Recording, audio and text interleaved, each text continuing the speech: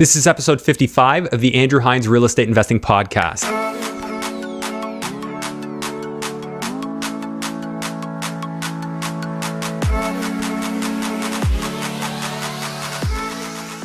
Welcome to episode 55 of the Andrew Hines Real Estate Investing Podcast. Today, I have the one and only Luc Boiron on the show. Luc is allegedly Canada's largest wholesaler, and I believe it. He's doing 10 deals a month. So that means he's buying 10 deals per month, and he's assigning these contracts to other buyers, and or he might close some of them and just turn right back around without doing anything to them, maybe clean them out and list them back on the market for a profit. So Luc got started in flipping properties, and he decided, hey, I'm not the best at managing contractors. Other people are better than me at this, and I'd like to let them do it. So he just started putting deals together, and he's turned this into a very large business. Today, we dig into the nuts and bolts of how it works. We talk about zoning bylaws and how changes to properties work. We talked about how you scale a business like his. It was a really interesting conversation, really different conversation from a lot of the ones that we've had. So I know you're going to enjoy this one. I just wanted to make a quick request here. If you've been enjoying this podcast, could you please just pause this for a moment and take a moment and head on over to iTunes or Apple Podcast or Stitcher and leave a review and let me know what you think. I'd really appreciate it if you gave me a 5-star review so that we can help more people to find this podcast and hopefully help those people grow in their real estate investing journey. I would really appreciate it, and I'm sure they would too. So thank you very much. And without further ado, please enjoy episode 55 with Luc Boiron. Hello and welcome to the Andrew Hines Real Estate Investing Podcast. I have Luc Boiron on the show. I think I'm saying that right. Yeah. Okay, I've the legendary Luc Boiron, because everybody name drops Luc. He's the guy to know if you want properties for a good price. That's what we're going to talk about today, among many other things in your story. Sure. But Luc, thanks for being on the show. Thanks for having me. It's a great honor. I know we've had a long time coming. If you don't mind, because lots of people won't be familiar with your story, why don't you walk us through how you got into real estate investing? Okay. Bit of a longer story, but I'll make it shorter. I bought my first property in 2007. I grew up in a real estate family, so my dad was a commercial real estate agent and investor. He actually wrote a book called Commercial Real Estate Investing in Canada. Still available, still probably the best reference book for commercial real estate in Canada. If you're looking to get into it, it's not like a fun read, it's more of like a practical read. So I grew up, learning about mortgages around the dinner table. Kind of surrounded, like we cleaned out properties both for his clients and for his own investment properties, things like that. So I was always around it. So 2007, I bought my first rental, turned it into a rooming house at Jane and Finch. So wow, I learned a lot of lessons from that one. So I had that place for about 4 years. I lived there as well while I went to York, and I did 8 years of university. So I did an undergrad in business at York, and then I did an MBA joint with a law degree at Osgood and Schulich at York University. So, and during that time, I bought a few more rentals, bought some with friends as partners, sold a couple, that kind of thing. Maybe 4 properties before I graduated law school. Really? Okay, so you had a creative way of getting mortgages while you were a student? Yeah, the first one I bought was co-signed by parent, and then that was some of the friends would co-sign if I was buying with them. And yeah, I had some income from jobs, and some of the properties were a little cheaper. So I was able to qualify for a couple of mortgages myself as well. That's awesome. So you bought 4 before you graduated. I didn't have 4 at the time, but I probably had 4 transactions under my belt in total. Oh, okay. Like 4 including purchases. So you bought and then sold, or? Yeah. So like the first one bought in 2007, sold in 2011. The next one I bought in 2012, which I still own. I think the next one was also 2012 with a partner who still owns it. He's on title. And then another one was probably 2013 that with 2 friends that I sold kind of my share to them I think in 2015. I sold my share of ownership to them.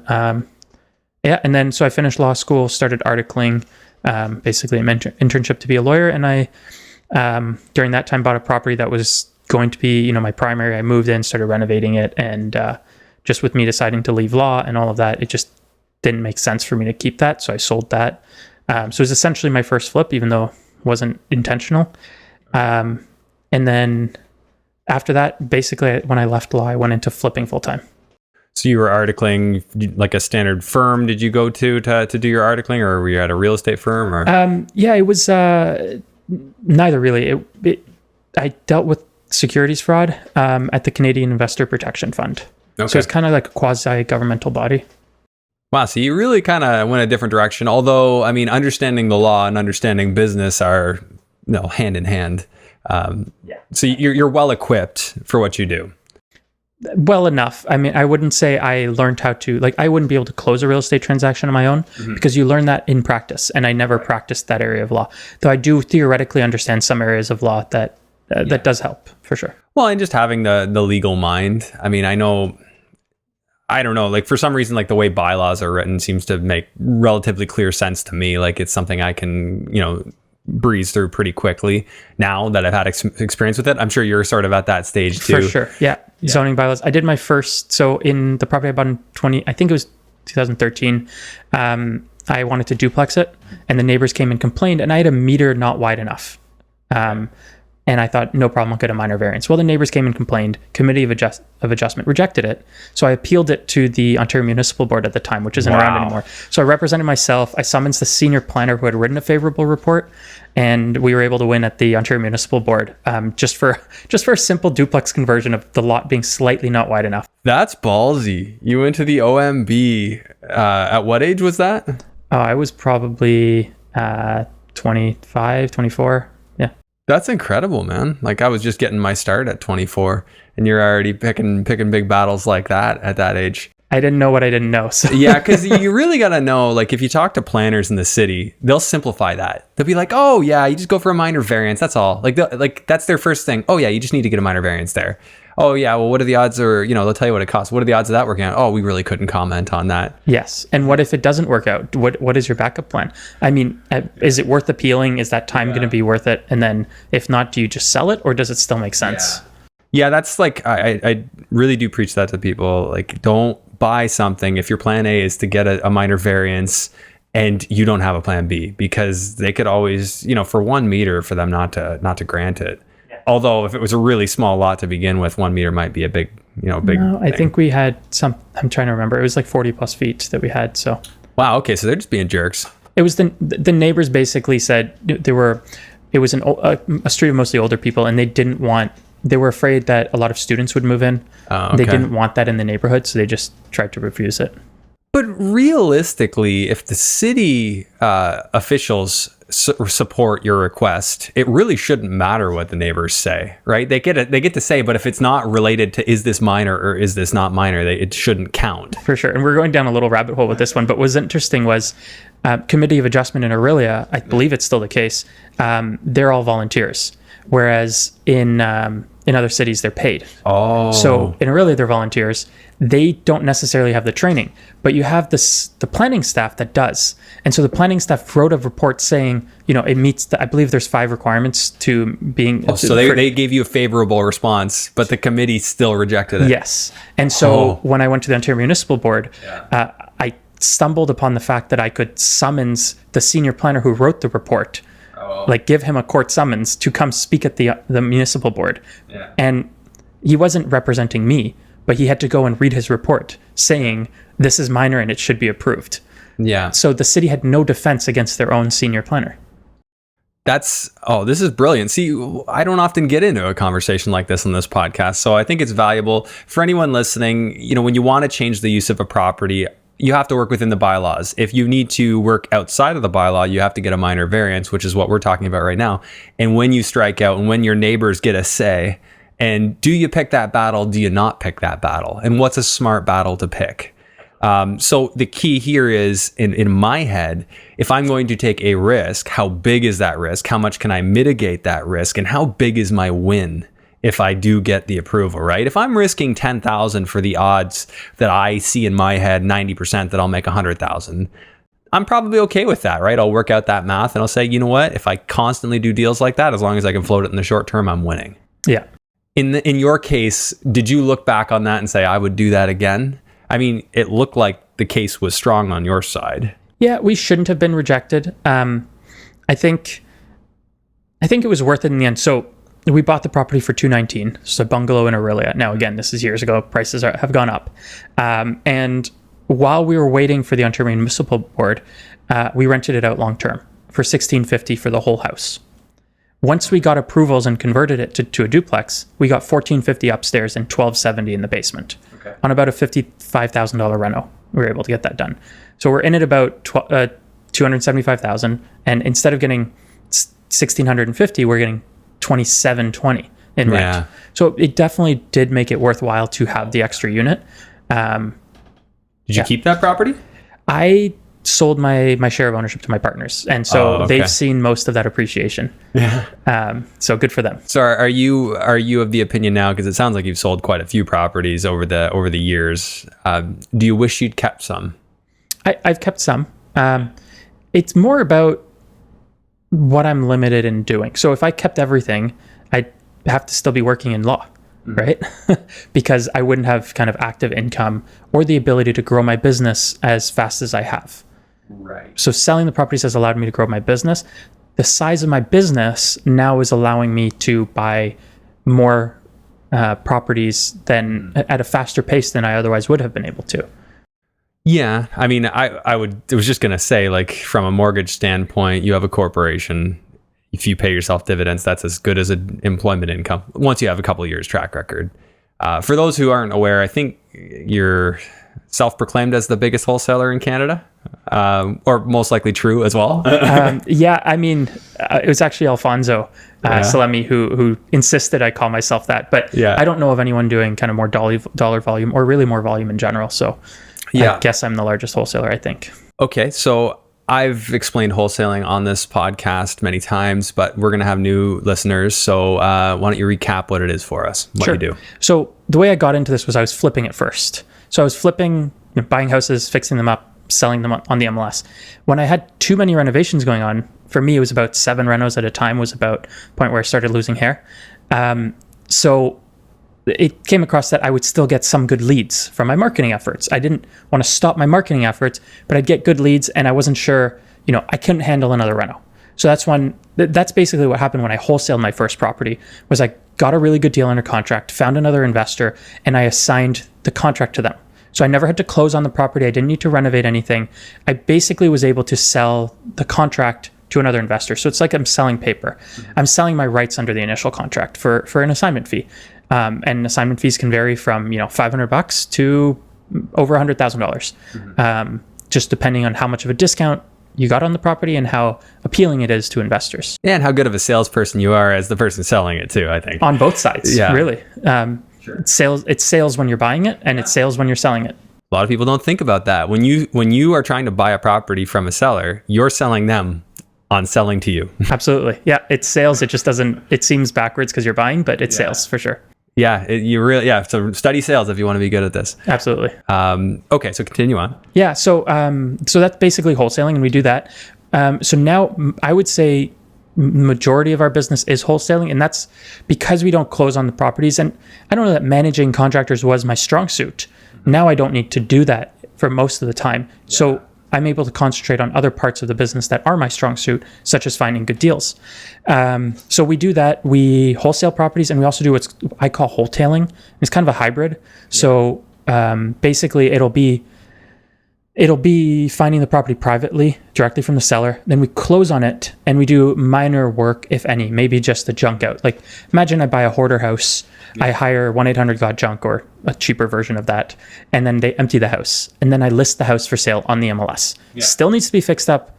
It's probably pretty destroyed from the hoarder, but we just took out all the junk, and now we're listing it for sale on the MLS. So the idea is that we do get a discount on the property, and because of that, we're able to build in enough of a spread to be able to sell it to the retail buyers on the MLS.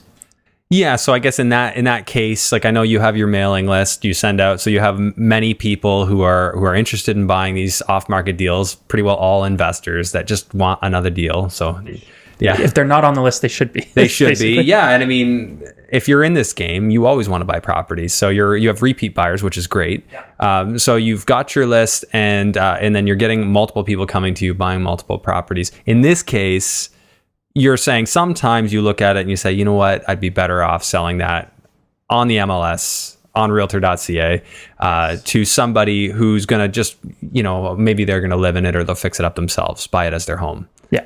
So how do you evaluate a situation where it makes more sense to do that? So I can give you a couple examples. Sure. Now, most of the time, we will lean towards assigning the contract first. One example was recent. It was before Christmas. The sellers called us somewhere in the week before Christmas and said, hey, we want to sell the house and have the money before Christmas. So we ended up closing in 3 business days. Really? I wouldn't have been able to assign that to someone else to close that quickly, but because we were able to move that quickly, I was able to get a really good deal on the house. So we've closed on it. We're going to spend about under $1,000 just kind of cleaning it out and getting rid of some of the junk on it in the property. And then we're going to list it on the MLS probably next week, actually. Okay, that's super interesting. 3 days? I've never heard anyone closing anything in 3 days. The key is to not have financing. The lawyers can do it in basically 24 to 48 hours. But they'll complain. Yes. I've never met a set of lawyers, because you have 2 sets of lawyers, right? Like, who one side won't complain about something like that. No, we can't do that. It's Christmas time. Oh, it was. Yeah. Our lawyer was willing to do it. We bring them, I don't know, 100 plus deals a year. Yeah. The other side's lawyer, they didn't have a lawyer. We had to find them one. Oh, okay. And the closing was December 23rd, the Monday before Christmas. Oh, yeah. Most law firms were closed. So our acquisition rep, who wanted to get paid his commission and he's good, he's a hustler. He was calling around lawyers saying, hey, we have a transaction. Are you willing to close this on Monday?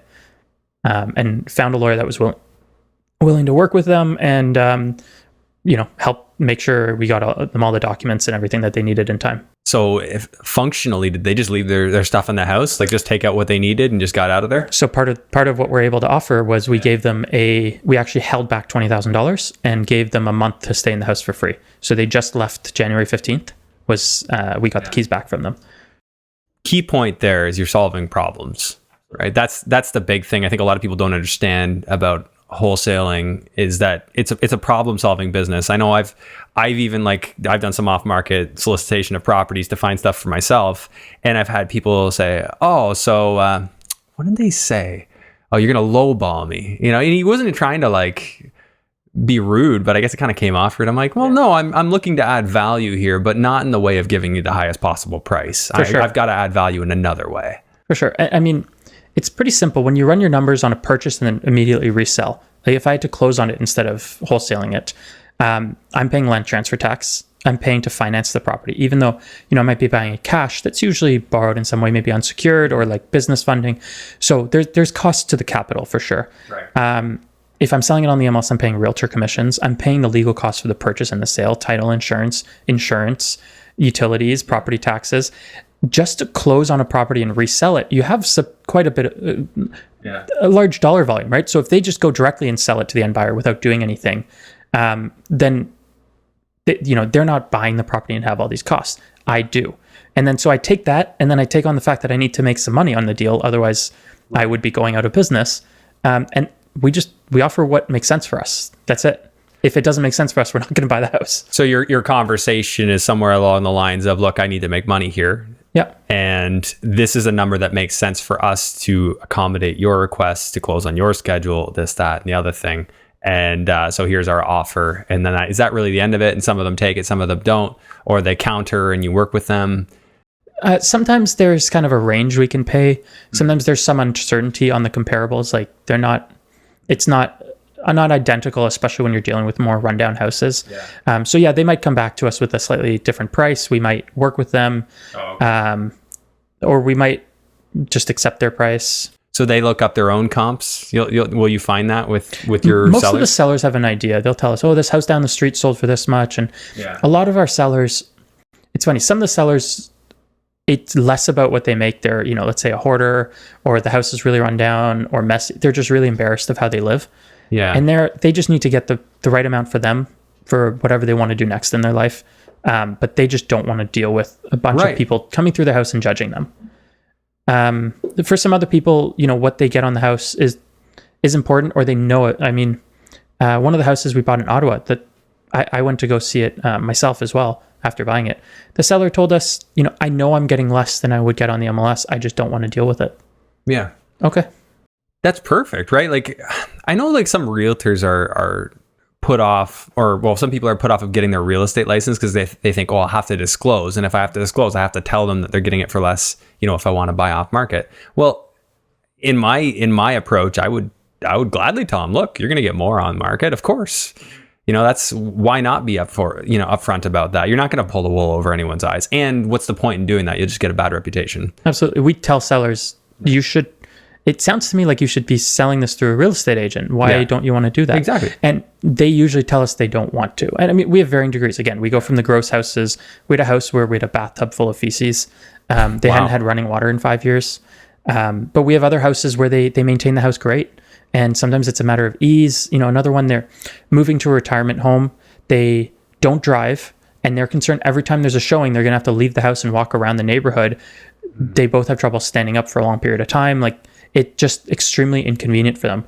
Yeah. And the woman there was basically saying, I don't even let Steve, my husband, in the kitchen. I don't want all these strangers walking through my house. Yeah. I just want this kind of one and done.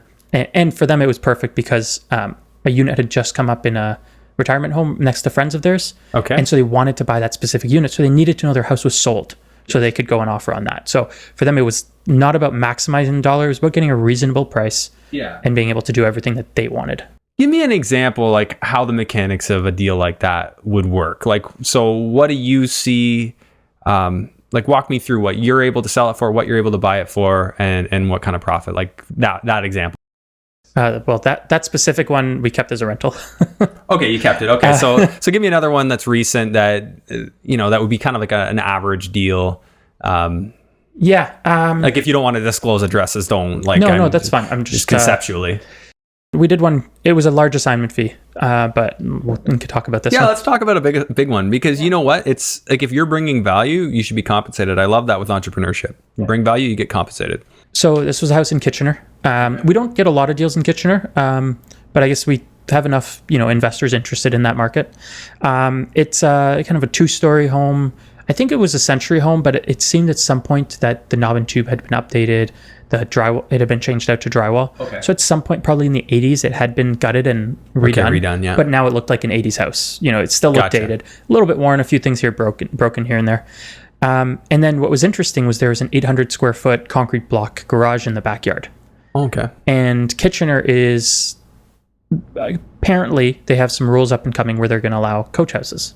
Okay, like laneway houses. Yes, but not necessarily on a laneway. Like just a backyard. Could be in the backyard. A carriage house, coach house, guest house, whatever you want to call it. Nice. And so they're allowing potentially, if what they're suggesting passes, up to 3 units per property, essentially in most zones. Okay. So you could turn the house into 2 units, and that the basement wouldn't be a separate unit. You'd have a main floor unit with the basement plus an upstairs second floor plus the attic as another unit.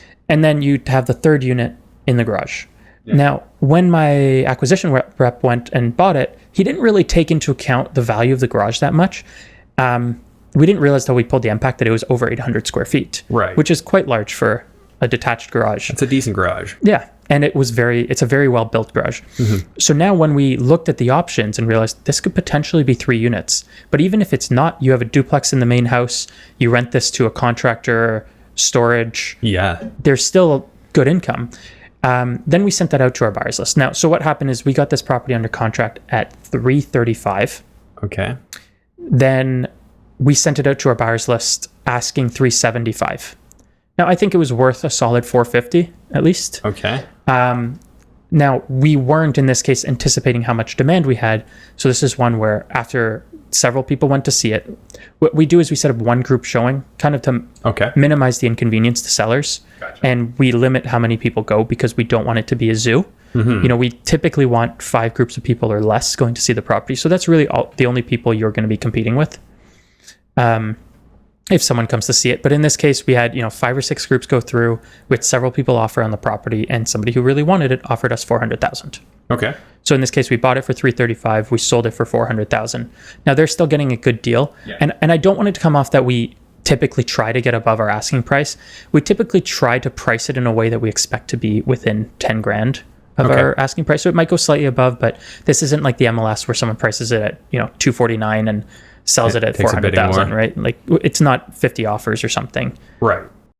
Okay, so in this case, it looks like you were able to clear about $65,000. Probably you would have had some legal fees on your There'll be some legal fees, and of course within my team we have our own Well, you have costs, overhead yes. too, right? Yeah, and commissions and all of that structured into our team.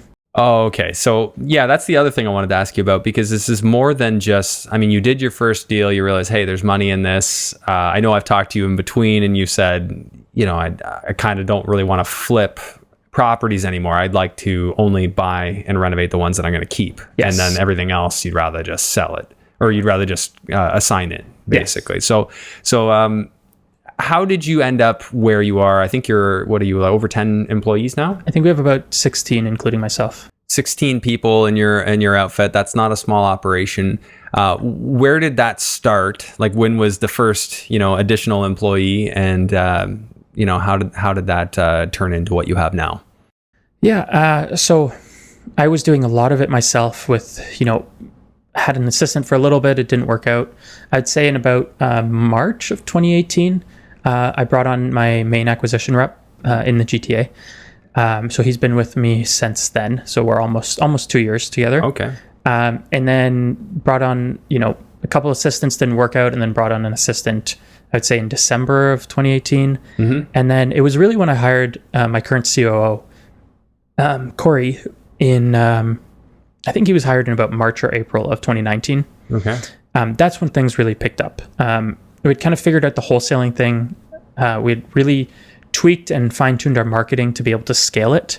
And I should mention also, I had a marketing person on my team who works remotely for me from Mexico. So she works 20 hours a week for me. So we had kind of fine-tuned all of our marketing, gotten all of that to work, and now I wanted to scale. So that's when I brought Corey in. He's well paid, deserves it. He has a good background in growing businesses. And I brought him on. And since March of 2019, he's helped me hire. We've grown our team substantially, and we've hired another, dozen plus people. What kind of people are you hiring right now? Like, what's the need that they're filling? So we're now growing into Montreal. So we're actively looking for a bilingual acquisition rep who would work in Montreal. We will be looking for another person in the dispositions role, which is the person who deals with our buyers and helps sell them. Basically, as we grow into additional markets and handle more volume, it will just be too much for one person to do. The person we have in our dispositions role right now, she's doing a great job, but it'll just be, as we grow, she won't be able to handle the volume we have. You mean dispositions, the person handling the selling side of things? The selling side. Selling your contracts? Yes. Okay. We will likely be looking for another acquisition rep in the GTA, an additional one, adding a second. And then we also have kind of our lead intake team. So we recently brought on a full-time accountant. We have a kind of a development manager who's in charge of us expanding into new markets and new projects. Transaction coordinator who really just makes sure all the paperwork's with the right people, that the sellers are, have their hand held through the transaction. Really just helps make sure the transaction goes smoothly. Based on our experience with where there's breakdown, we've tried to fine-tune the system to reduce the chance that something's not going to work out. Right. So that's part of what our transaction coordinator is responsible for. And then, we have our lead intake team. We have 4 people who work the phones so that we have a high coverage. So basically have 3 people during the week who take in leads from sellers. So if somebody calls one of your marketing pieces, you have a phone being answered rather than a voicemail. Yes. Live answered between 8 a.m. and 9 p.m. Okay. And then on weekends from 10 to 6. 10 to 6. Okay. So basically we try to cover most hours. So it's just a better experience once we can answer live, help them right away and see if it's a fit or not. And then our lead intake team will take the call. And then if it's the right fit, if it's the right type of property, if it's the right motivation, they'll then set an appointment for our acquisition reps to go and try to buy the houses. Yeah. And you must have reps all over Ontario because you're all over Ontario. And we actually have, we have a very, I would say, a top heavy operational expense heavy company right now, where we have 2 acquisition reps. With it, of the 16 employees, only 2 are acquisition reps. But they cover a large geographic area. And part of that ends up being that we, with the way we have it set up, we do need to vet our leads quite a bit to only send them on the most, on the best leads. The ones that really seem like they're going to work. That have the highest chance of them agreeing to sign the contract then. You have a very complex operation, and this is one of the things that I struggle with in my business, is literally just trusting a person with any part of my operation.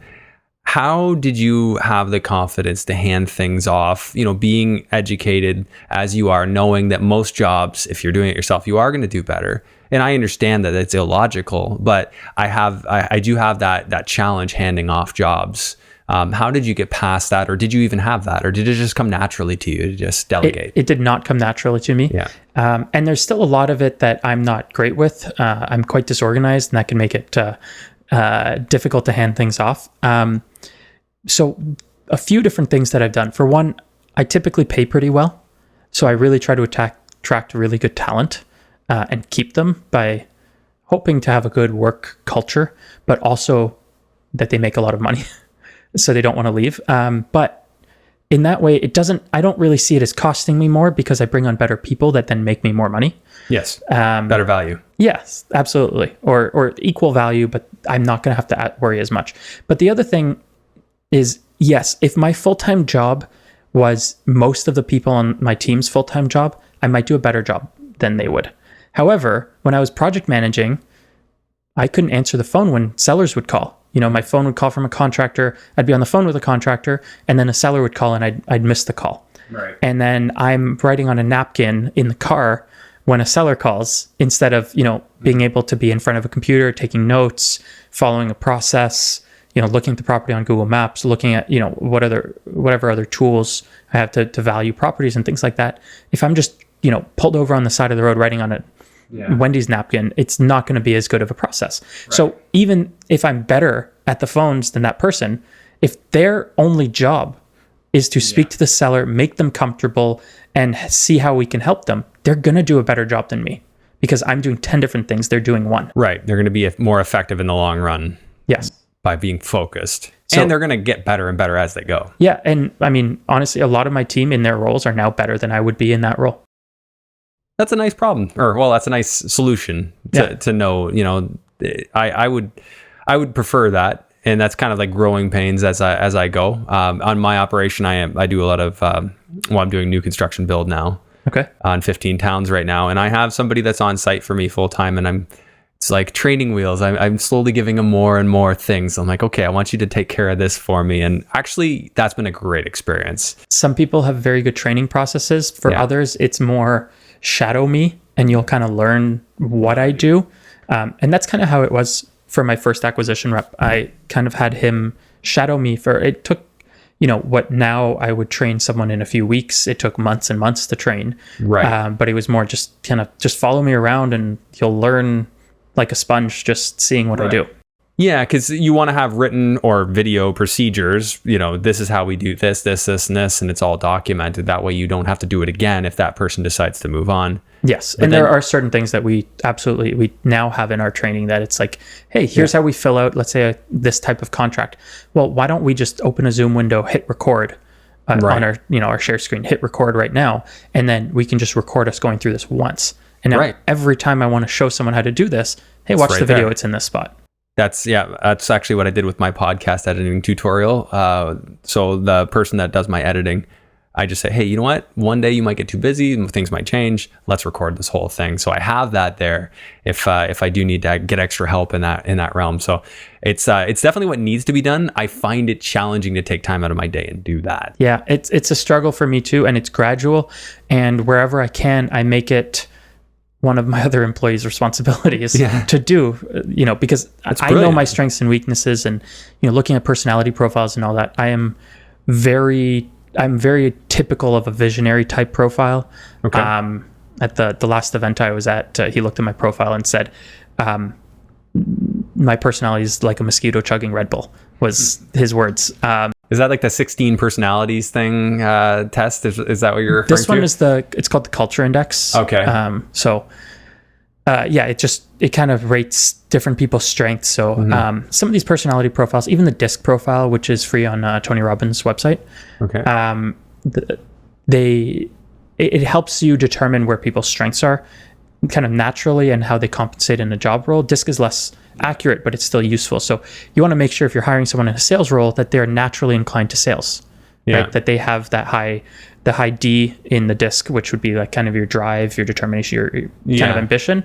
If someone is lower on that, they might be high on, let's say, the I, which is your interpersonal skills. Right. But what might happen is that they'll just want to chat with the person forever and never really go in to get the contract signed. They can't go in for the kill. That's not their personality. Okay. So if you have a high I with a low D, that doesn't work. You want a high enough I that they're personable and friendly and likable, but you want a high enough D that they're actually going to get it done. D for done. I gotta look at that. That's interesting. Okay, so I think we should get back into a little bit more of the dynamics of your properties and what you're offering. So we talked about an example of what you did. Do you have any indication of the people who are buying from you, like a success story of somebody who bought one of your properties where they were able to be profitable? Absolutely. Okay. I can give you a few of them. Yeah, let's talk success stories. So the first assignment I ever did, this was, again, too many flips, got a really good deal. Okay. I found someone before I really had a list. I called up a random investor. We started chatting. He was very interested. I bought it for $480. I assigned it to him for $550. He then renovated it, resold it, and he made $111,000 on the flip. Nice little project for everyone. Yes. So you made yourself approximately 70, less your legal fees. Yep. And then he made himself another 110. Yeah. So that's the perfect win-win. And that's not 110 gross. That's net of everything. Now, advantages is, for one, he has his real estate license. So he saved on the commission on the sale where I don't have my license. Right. So he made more money there. He also, I would have gotten a private mortgage, which I don't know, on this deal might have cost me $30,000. He used a line of credit on his primary. Okay. So his cost for financing was way lower. So he was able to do the deal more profitably than you would have been. And he was much more involved with, making sure the construction was well managed and closely managed, being on site more often, buying materials, keeping those costs down. So if I look at it, I made 70. If I had done the deal in addition, would I have made another 111? No. Yeah. I might have made a bit more, but not enough more to justify it. And I mean, it worked out really well for him and he did a good job on the property. Yeah. But he had a lot of cost savings over me. And that was a bit of a realization when I started wholesaling more, that a lot of the buyers have more cost savings than I do. They're better in some ways than I have. So why am I going through this entire renovation to make the same amount of money I would have made on assignment when someone else can also make money on this deal because they have better financing, or they have their real estate license, or they have friends, or they're in the construction industry? They have advantages over me. How many properties are you buying for yourself in a given year? Or are you still doing that? I am. It's more recently picked up. I think we probably bought about 6 last year. Was that all intentional, or were some of those accidental, but then you decided to keep them? Yeah, I would say a few of those, most of them were not bought on the MLS. They were we got them under contract in our company, and we decided, this is something we want in our long-term portfolio for whatever reason. We have a few Airbnb properties, and then most of the rest are long-term rentals. So we closed on 4 in Ottawa in December to hold long-term. So Ottawa is comfortable for a portfolio for you? Ottawa's, we like some of the properties we're buying in Ottawa for sure. They have some interesting rules, duplexing, or they have both duplexes and secondary dwelling units, which seems unnecessary to have both, but they actually define them differently. So does London. Okay, interesting. In my experience, they do, yeah. So we have, of those 4, 3 are in Ottawa, 1's in Brockville. The one in Brockville is just going to be a single family rental. Okay. It'll cash flow and we'll burn most of our money back out pretty much immediately. Yeah. The ones in Ottawa, one is going to be an up-down duplex with 4 bedrooms each for students. It's near Algonquin College. And then one is going to be just a typical up-down, SDU, 2-family. Probably 3 bedrooms in each. And then the last one, what's interesting is because they also have coach houses in Ottawa. So these are basically separate houses in your backyard. So you're already getting the second unit, but you can build a third. That's specifically on that property. We believe so. If it's zoned to allow a duplex, duplexes are allowed to have coach houses. Secondary dwelling units are not allowed to have coach houses. Yeah. So that specific one, the lot and everything allows it to be a duplex. So we're going to apply to be a duplex, and now it has a detached single car garage, which we're going to renovate and turn into a bachelor apartment. So the big difference there is you're going to have to pay development charges on one unit. So it makes, this is the main difference between a duplex and a secondary dwelling unit is, one, you pay development charges to the city on, and it could be $30,000-$40,000 that you're just giving the city. And that might depend on the city, how they, Yeah. I mean, again, because some cities just call it a duplex and you don't pay development charges. Yeah. Aurelia is an example of that. Less sophisticated towns, in my experience. Yeah. The more sophisticated the town, the more rules they have around that stuff. Yes. It's funny how the term duplex means so many different things in different areas as well. Yeah, like, isn't the official definition duplex up-down? Doesn't that have to be up-down? No, it depends on the zoning bylaw. If you look at the Depending on the definitions municipality. of the municipality So zoning in London, it's only up-down. So Yes, I have one that's front-back. I can't call it a duplex. There you go. Like, it's a semi-detached. Aurelia is that way too. It's up down. They define it, horizontal, or horizontally split horizontal from one over the other. Yeah. That's how they define it. So that's the only way you can have a property fall under that specific name. Okay, so much to talk about here. One is, so I'm curious, like up there, if you can get the coach house in London, you have to do something called site plan approval for our listeners that aren't familiar with that. That's basically where you open it up to the various different members of the different departments of the municipality to give their input on what you can and can't build according to them, and what it should look like. You need to do a noise study, a traffic study, a water drainage study to make sure everything will work correctly. Lots of costs, and I don't like leaving decisions in other people's hands. I like control. Is that something you feel that you are going to need, or you're aware that you're going to need to build that coach house? No, I don't believe so. That's nice. And that part of that is, Ottawa recently kind of did a push where they recently legalized coach houses, put out a whole guide to it. Yeah. Where you need site plan approval is where the lot is over an acre. Oh, okay. Which is actually going to come up on, we're planning on moving to Ottawa, and we bought a house out there. I'm going to be renovating it and moving probably only in later summer or fall of this year. Okay. And Hence building a portfolio there.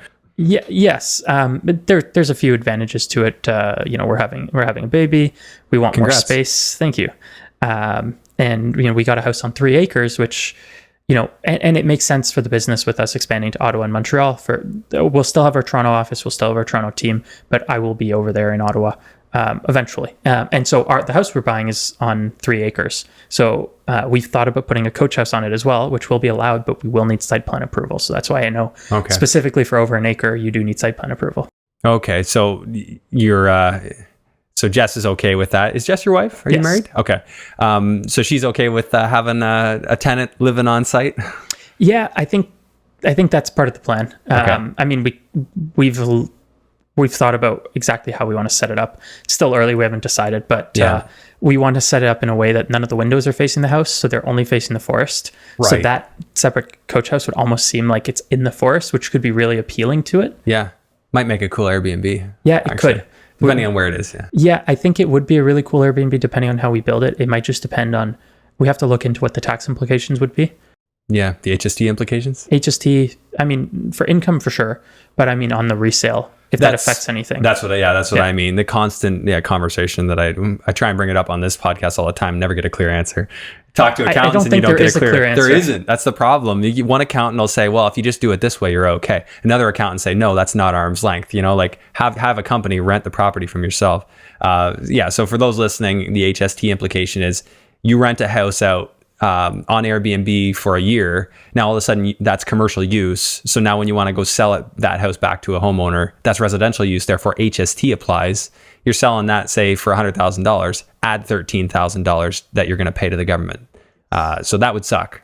And no one wants to get that notice in the mail saying, oh, by the way, you owe a lot of money. Yeah, because plus penalties, right? Down the road when you figure if you didn't even know, right? Absolutely. So that's something we would have to take into account if we're using it. Now, I have heard if the Airbnb is used, I think less than 10 months of the year.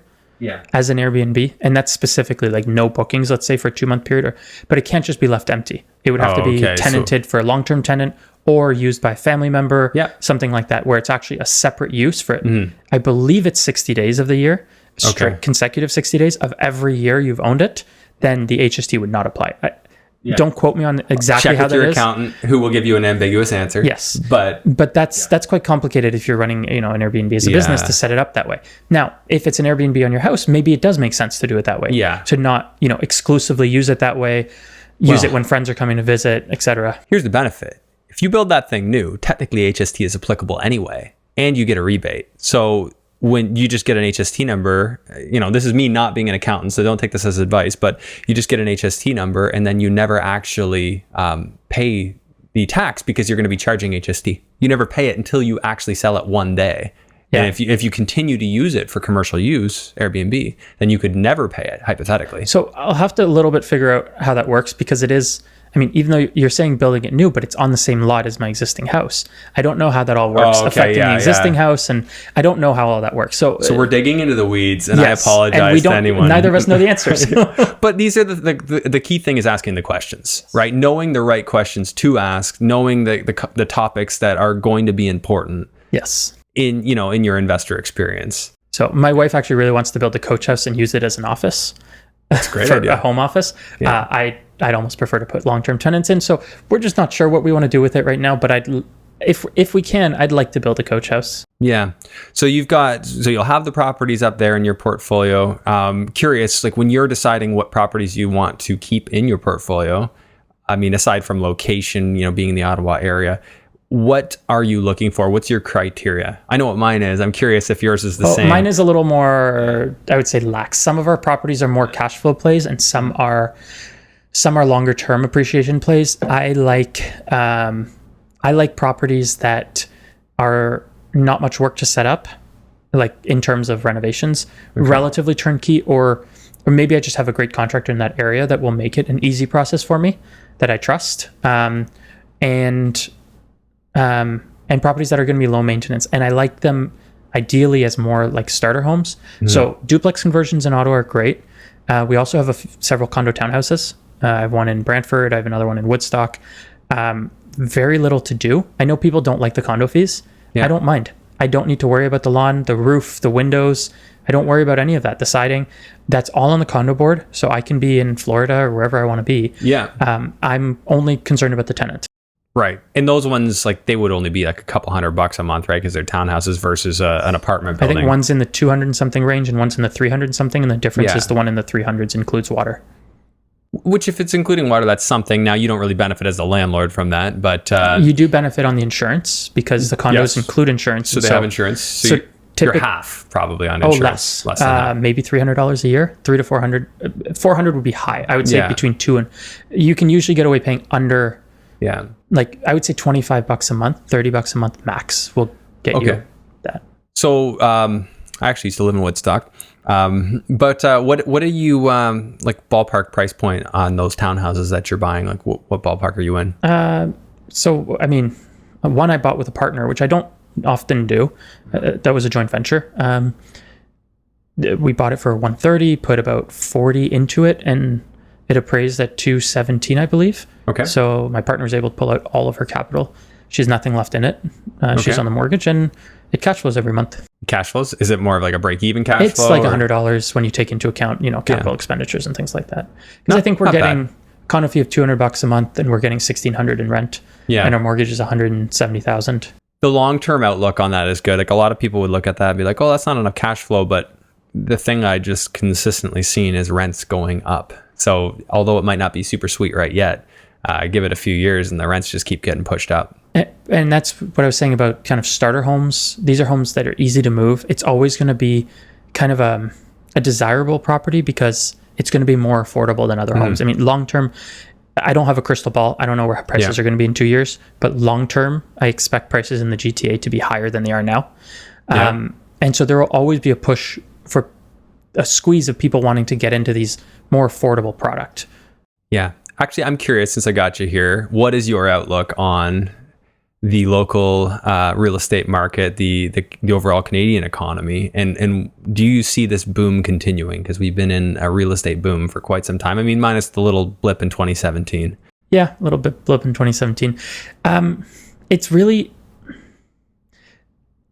I don't like making decisions where you will have to sell the house in a couple years. Mm-hmm. That's been for several years, basically since I knew enough in my investing journey, that's the way I felt. If you're buying a house and you're like, I'm going to buy this today and I'm going to sell it in 2 years, and that is going to be my only exit strategy. Yeah. That's just risky to me.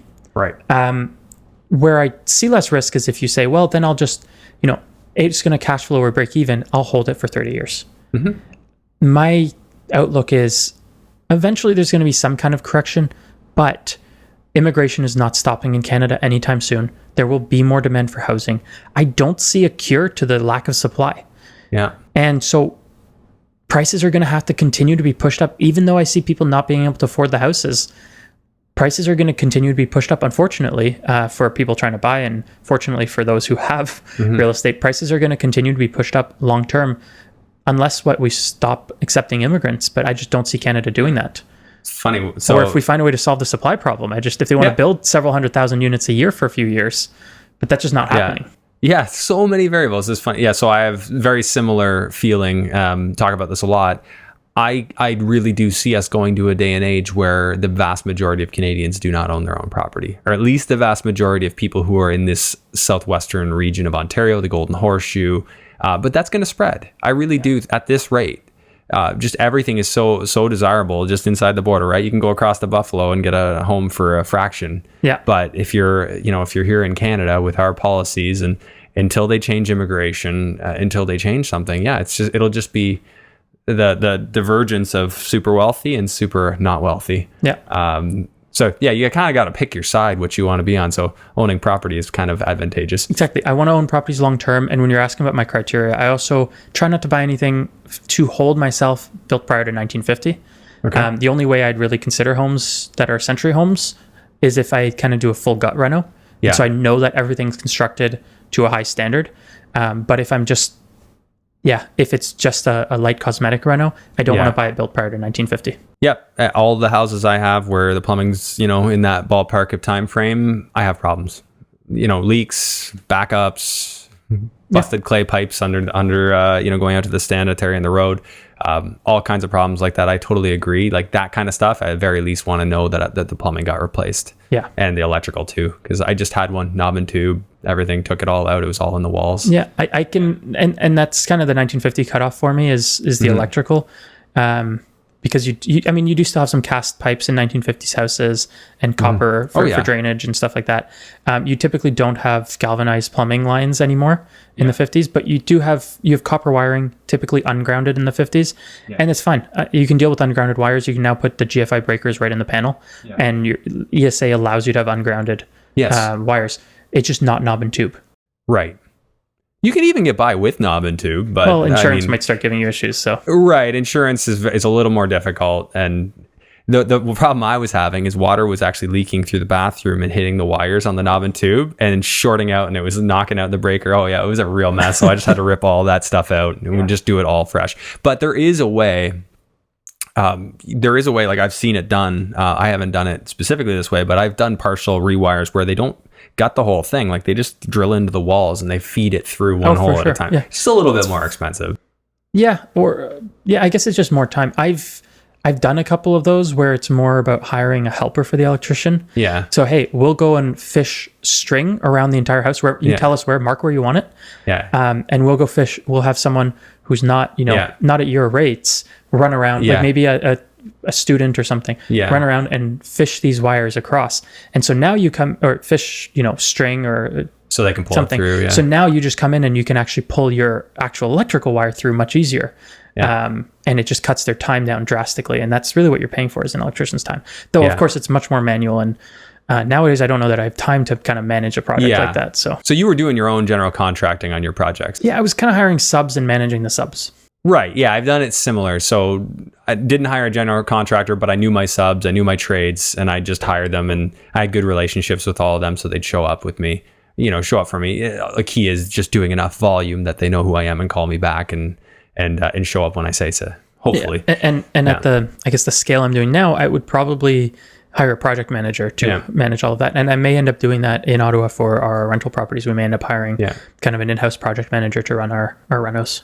Yeah, not a bad idea as you scale. Like you seem to have scaled everything else and have no troubles doing that at this point. What's your, are your properties all self-managed? Well, first off, context, how many properties are you at approximately? Do you know? It's somewhere just under 15, probably somewhere around there. Okay, so 15 properties, and are they singles, duplexes, tries on average? I'd say on average just under 2. Okay, so 2 or under. We have some duplexes under. That one with the coach house will be the first kind of triplex, I guess. Gotcha. Okay, and those are spread more or less from London all the way up to Ottawa at this point? Yeah, nothing in London, but pretty much from Woodstock, Brantford, including an Airbnb cottage north of Barrie. Okay. So a little bit all over. And all those plan is to keep them? Yeah, I mean, and that's one thing we don't know yet about the HST implications on the sale of that Airbnb. Yeah. But we poured our blood, sweat, and tears into that place to get that one done. We were very involved with the reno and the design. Yeah. I mean, we bought the place for $130,000 and spent $150 in reno, just making it beautiful on the inside and the design and everything. So yeah, we have no intentions on selling that anytime soon. That's the problem when you put your own work into it. You never want to sell it. When you worked hard on it, you're like, no. Well, and the return is excellent on it. So yeah, I meant to ask you the management. Are you self-managing all these spread so far apart? We currently are. Now, some of them are not finished, right? We're still renovating several. We recently added more, a good amount of the properties to our portfolio. I am looking to outsource the management as soon as I get around to organizing it. Basically, we're trying to outsource most of our real estate responsibilities because we can't scale wearing too many of the hats ourselves. So we're really trying to. So we are self-managing now, and just time-wise, we're not the best. The property can sit, a month vacant before we put an ad up to rent it out, right? So we're just not. It makes more sense for us to hire management at this point with how busy we are. Yeah, I could definitely see that, especially spread so far around. Yeah. I know Matt Pichet. He's like, focus on one area and you're all over, but you seem quite good at it. So, and you're focused on one type of property and you seem to know your different markets well. Yeah, I mean, our focus in part is getting good deals on our property so the BRRRRs work, right? That's what I was getting at before. Your criteria, right? Like my criteria. What's people ask, what are you looking for? I'm looking for something that I can add enough value to pull all of my money back out, not most, all. And still cash flow. If I find that, that's a deal I want to do. Yes, I would say that fits most of our properties, and a few of the Airbnbs were just bought off the MLS. We're not able to pull all of our money out, but they make enough money that it doesn't really matter. Yeah, that's the other one, right? Like the other solution is I will borrow a private investor's money at an interest rate, and if the property's cash flow can cover my entire payment and I break even and I'm zero into that property, I'm into that. Yeah, for sure. So those are my scenarios where I'm really keen on buying. If anyone's looking to bring me a deal. Exactly. I mean, I spent most of 2019 trying to say no to my wife buying properties. Because I knew a lot of the management of the renovations would fall to me, and I just wanted to concentrate on building my business. So that's another thing is kind of concentrating on doing one thing at a time. And more recently, as I am building a kind of a better team within my business, I'm now more ready to start scaling up the property acquisitions to keep. But it was just, do I manage a renovation or do I set up, a business that's going to hire, going to buy an extra 5 properties this year? Which one I'm going to spend my time on one of those two. If I get forced into managing this, then I'm not going to be able to do something else. Right. And I think you're kind of done with the managing the renos part, right? At a mental level of exhaustion with it. Well, I was, and now the only renos we're doing are for rentals. So it is kind of involved, and really my wife has stepped up, and she's more involved with managing our renos and stuff. And she's just, some of the technical terms she might not understand, but she's been through a bunch of renos as well. That's awesome. You work at a team like that. Yeah. Okay, so I want to make sure that people know where to find you. So if somebody would like to reach out to you, maybe they want to get on your buyers list, tell them where they should go. Okay. So you can email me at lucb@cashhousebuyer.ca. So LUCB at CASHHOUSEBUYER.ca. Okay. If you want to join our buyers list, you can go to cashhousebuyer.ca/buyers. And then same thing, if you're in the Ottawa area or Montreal, you can go to ottawahousebuyer.ca/buyers or montrealhousebuyer.ca/buyers if you want to get on our buyers list. And I know I've had people from Montreal that listen to this podcast contact me, so I'm sure you'll get a few subscribed from there. So yeah, I hope within the next few months we'll start getting properties under contract there. We're just looking for the right acquisition rep to get started there. Seems like a fantastic market to buy in for price point. Really just a matter of different laws. Yes, which are very tenant friendly over there, so that's something to watch out for. But they have a higher percentage of people renting, so there's clearly demand for. Just like being able to get it at a decent price, and still got the demand for rent. Yeah, I'd be interested in seeing how that goes. So I'd like to know what you do. You're obviously very, very successful at what you put your mind to. What are you doing on a daily basis? Is there anything you're doing in terms of personal organization, personal development that you feel gives you an edge? So like I said earlier, I'm not the most organized person. Part of what I've found recently is getting hiring other people, outsourcing things to people who are good at those things. And now that I have a team, it's actually most of the projects I make it somebody else's responsibility to run. So I'm not really team lead on anything, though I might be working on 100 different projects that other people are running. But then if they need something from me, they come to me and push until they get it. Whereas if I have to run the project, I'm going to be putting out the first fire, that comes to me, and not being able to deal with that a little too often. And hiring an accountant was one of the best things I've done. Now she's just getting started. She only recently came on, but it was, as I was passing off hats that I was wearing in different roles, I would pass off a hat, but then the other hats would get heavier because we'd be growing as a business with that person. So then I'm left with only a few hats, and they are weighing me down heavily. So accounting was one of those that I was dealing with and don't want to. And then on the other side, I've, I guess on the educational side, once I had kind of figured out the marketing, the business, and I wanted to scale it, I joined a mastermind in the US. Okay.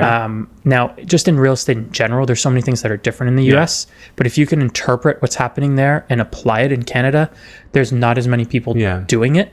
So, the difference here is the competition's not at the same level. We don't have as much competition. It's just harder to find the deals in the first place. But at least when you do find them, you're not competing with, 50 different people. Yeah. Well, yeah, the level of thinking of what you're doing is so much bigger than most people will choose to think, right? To choose to be Canada's biggest wholesaler, to choose to... how many properties are you guys doing a month? Well, we're doing about 10 a month. 10 a month, right? That's big scale. When I talked to Dylan and Robbie, I'm sure you're familiar with those guys. Their goal is to do 300 houses in 2020. And I believe them. They might not hit 300, but they'll get close. And the way that they talk, just that's normal. Robbie's just so nonchalant about that. Oh yeah, of course. Yeah, we got 35 employees between 3 different businesses. Yeah, it's just what I do. He shows up in sweatpants. I just signed the assignment agreement with them on one of our properties yesterday. Yeah, you sell a lot of deals to them, don't you? Yeah, I know they've mentioned that too. I don't know, 5 or 10 last year we've sold to them, something like that. I love the win-win there. That's awesome. When you're not doing real estate, I know you have some things you want to be spending your time doing. What are those things? Traveling. Right now, I just work too much. So a lot of late evenings, and I don't have a lot of free time. But whenever I do have free time, it's spending time with friends. It's spending time with my wife. We're expecting our first child. Really excited for that. And that's why I'm actually putting in more work now to free myself up so that when I do have, our first baby, I can be around to help. But yeah, whenever we have, let's say, free time, it would be going to a cottage, just me and her, relaxing. Yeah. The big thing for us is actually doing next to nothing. I love that. Whenever possible. Yeah, absolutely, man. Yeah, I love the do nothing, and getting paid to do nothing is fantastic. Yeah. For us, just going outside, walking, going for walks, being able to just spend time together, going for a walk in the neighborhood, going for a walk by the cottage. That's just what we want to do. We want to spend time together. Awesome. And is there what's the most inspirational thing you could tell our listeners and viewers? Something you'd like to leave them with from your standpoint as a real estate investor, whether it's to do with our talk today or just in general? Yeah, I think, I guess the biggest thing I can see is just that people are afraid to take risk, and people are so concerned about what can go wrong that they don't realize what can go right. Dylan's, you're talking about Dylan and Robbie buying 300 houses this year, hopefully. Dylan's a pretty young guy. If things don't go right, he'll have time to make it up. And with what he'll learn and the growth, he'll be able to make it up even faster if things don't go wrong. He won't, he's not going to have something will go wrong. He's not going to end up, in jail for the rest of his life or dead. He's worst case scenario. And this is for pretty much everyone in the real estate game. The worst case scenario is you go bankrupt. Now I know they have really ambitious goals. That's a small possibility, but what's the best case scenario? And that's what people forget. If he buys 300 houses this year and that's all he does, he will be set for life. Yeah. Well, I was crunching rough numbers on what they did last year in net worth creation. I figured it was somewhere in the ballpark of $6 to $8 million each in 1 year. That's a productive year. And so it's, and I guess the other thing I would say is that I guess I should have started with, but figuring out how to make it work. I was having a conversation with Kellen the other day. He brought you up on commercial financing. Yeah. There's no good guide on how to figure out, growing your portfolio when you're no longer working or anything like that. But if you figure that out, you're now in the small group of people who have this figured out and can now scale it to so much more. You know, a lot of people, maybe people listening to your show say, I went to the bank, I have 2 properties and they say I don't qualify anymore. Yeah. I guess I can't buy anymore. You think Dylan and Robbie qualify traditionally for 300 houses? No. Probably not. No doesn't mean no. No means try harder, try a different way. I've told the story multiple times. I've been told no by a person in private banking at RBC and then went to another person at RBC, a mobile guy, and got a yes. I got an unequivocal no, like, dear God, why'd you bring this to me? To a, yeah, it's done. For sure. On a student rental, no less. Full disclosure. Yeah. So, I mean, when you look at what I've done, when I started, people told me you can't wholesale in Canada. Yeah. And last year we did almost 100 houses we bought. This year I'm hoping to buy 200 houses. And that's from everywhere I would go. People say, oh, wholesalers don't find deals here. They can't buy properties. It's too competitive. Realtors do all the transactions. Whatever the situation was, people told me it couldn't be done. Yeah. And by thinking outside of the box, looking at how other people have done it in the States and interpreting that to Canada, I figured out how to make it work here. So, I mean, that applies to a lot of different things. Think outside the box, try to figure out what are other people missing. And if you can figure that out, you'll have you'll be in the blue ocean where you're not competing with all the other sharks. Absolutely. And just real quick, you don't need to get into detail, but I realized I forgot to ask you this. I've asked other people, including Jose, who we talked about, but your main methodology for soliciting buyers, what are you focusing on? Like buyers or sellers? Sorry, sellers. Yeah. When you're trying to find sellers. We basically subscribe to the philosophy of lines in a lot of different ponds. And what I've found is consistent marketing in any channel works. So even on Kijiji, Craigslist, like even there. Yeah, we get occasional leads from Kijiji. I don't know if I've ever bought one on Kijiji. I know people who have, but I just haven't found the right one. So my thing is, it's very hard to find one channel that's going to be enough volume to carry a business the size of ours. We don't rely on one channel. We rely on a dozen different channels. Yeah. Online marketing is, again, wherever people are looking for you, those are going to be your best return because they're specifically looking for your business. And kind of the easiest sales, you need fewer leads, but they're hard to draw in. So online marketing like Google AdWords, Bing Ads, those work well. Have you spent $500 a click before? Yeah, we probably spend that per like lead that comes in. Per lead, okay, yeah. Some people are paying that per click. Yeah, it's wild. And we spend a lot, and that's the thing. I mean, if you're heavily marketing into City of Toronto core, a lot of your keywords are competing with realtors, and it's just like the black hole of money just disappears, and you don't see any leads even from it. It's so that works heavily. I mean, we do mailing, we do a variety of things, and none of it is the majority of our business because we spread it around. We try to spread it around. I also don't like being reliant on one channel. So if I'm able to make multiple channels work, now some of our channels have better return on invested dollars. Yeah.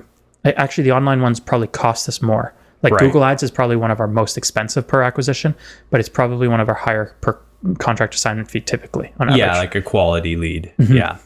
Awesome. Well, I mean, we could go on, and I think we're going to have you on again.